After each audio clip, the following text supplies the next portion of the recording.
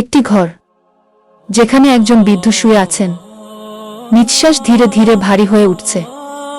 ঘরের সব লোক চুপচাপ, কারো মুখে কোনো শব্দ নেই। এমন সময় হঠাৎ একটি অদৃশ্য পরিবেশ। ঘরের মধ্যে ঢুকে পড়ে মালাকুল মউত, মৃত্যুর ফেরেশতা। যদি সে ব্যক্তি মুমিন হয়, তাহলে ফেরেশতার চেহারা হয় শান্তিময়, সুন্দর, নুরানি।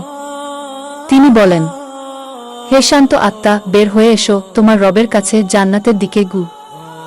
আত্মা তখন দূর থেকে চুমুক তুলে নেওয়ার মতো সহজে বের হয়ে যায়। আর যদি সে ব্যক্তি গুনাহগার বা কাফের হয়, তাহলে মালাকুল মউত আসেন ভয়ঙ্কর চেহারায়, কালো ফেরেশতাদের সঙ্গে।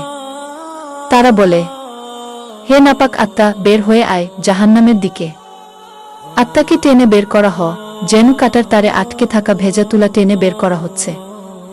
এই তো মৃত্যু, এই তো সেই মুহূর্ত, যে মুহূর্ত আমাদের জীবনের সব আমলের হিসাবের শুরু। কোরআনের রেফারেন্স, যখন তোমাদের একজনের মৃত্যু আসে, তখন আমাদের ফেরেশতারা। গল্পটি যদি আপনার হৃদয় ছুঁয়ে যায়, তাহলে লাইক দিন, শেয়ার করুন এবং ইসলামের সুন্দর বার্তা ছড়িয়ে দিন। আর আমাদের চ্যানেলটি